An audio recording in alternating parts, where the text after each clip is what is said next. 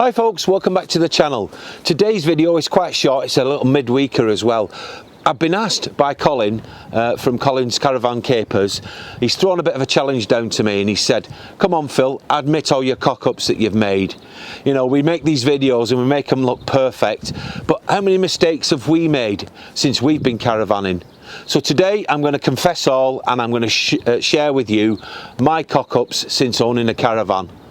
So let's take a look at them now. So my first cock-up is quite simple really.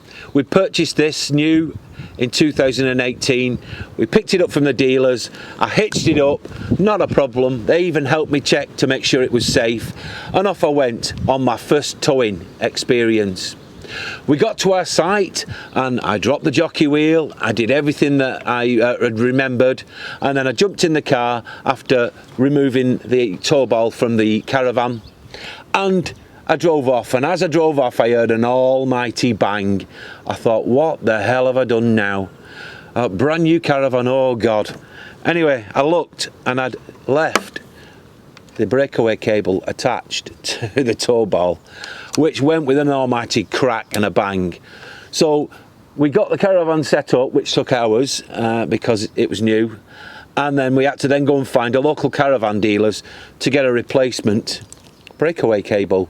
So that was the first cock-up I ever made. So cock-up number 2 was quite an expensive one, and it involved this in here, the stereo. What it was, I was at the storage yard cleaning the caravan, and I switched on the power and I stuck the stereo on, and I was happily cleaning away, and towards the end of finishing up cleaning and tidying up, got a phone call. So I turned the volume down on the stereo, took the phone call, forgot all about the fact that the power was still on, locked up, closed up and went home. Anyway, I didn't come back for quite a few weeks actually. It was probably 2 or 3 weeks, and we put the motor mover on. I thought, hey, that's weak, it's not working properly. I thought the motor mover was broke.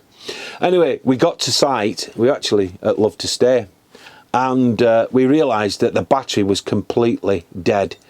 The solar for some reason had just not charged it or recharged it after I drained it when we had the stereo on. In fact, the stereo was still on, so I really did make a cock up there. It cost me a leisure battery and they're expensive. So moral of that one is, make sure you turn off your system before you leave your caravan.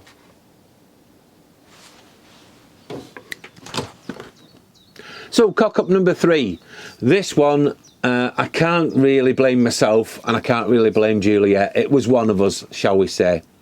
Now, to actually lock this caravan drawer, what you have to do is push it closed and then press the button in. Now, one of us, probably me, actually didn't push the button in, and as a result, when we were travelling down the road, this flew open and all the contents fell out. Now we were lucky because none of them damaged the furniture at all. They just landed in a big heap at the front door and caused no damage. We were very, very lucky.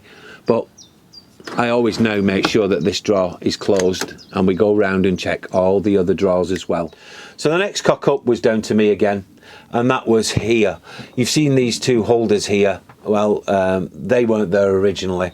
What was there was I put an adhesive pad on there, and it actually held a night light, so that when you came into the bathroom at night it would light up, allowing you to use the loo without brightening up the rest of the caravan, which I thought was a really good idea, until the day it didn't work anymore and I couldn't use it. So I decided in my haste to remove it and forget about it basically. But what I didn't do was warm the actual adhesive pad up with a hairdryer first, and I tore 2 holes here. So that's why these are covering them up. We don't like them. Juliet hates them in fact and wants me to do something with it. But at the moment I haven't got a fix it for it. But when I do have a fix it, that's going to be a video to show you how to fix a panel, because she hates them and she's told me to get rid of them. So watch this space, there might be a video on that mistake. So the next one is the fridge, and it's quite simple really. We just broke down after having a lovely long weekend away, and we had some items still left in the fridge. Now, in my infinite wisdom, I decided to leave the milk in the bottom storage of the door, Why I did it, I don't know, because I will never do it again. And when we got to the storage yard to empty it, there was milk all over the fridge and it went everywhere. And it took me ages to get it all clean and stop it smelling the stale milk. So from now on, any liquids that we've got come out of this fridge and they don't go back in until we're static again. So I learnt a valuable lesson there. So there you are, folks. We're not perfect, we all make mistakes. I know we show best practice on the channel, which we do, because we like to show you how to do it correctly and not make the mistakes that we make. Now, the idea behind this video was probably due to a little trip I had with Rob from Rob's Wise Ways and Colin from Colin's Caravan Capers, because he started all this off. Now, I'd like to nominate Paul Cuddington. He has a YouTube channel as well, and he's been towing for quite a number of years, and I'm sure Paul has got a few cock-ups to admit to as well.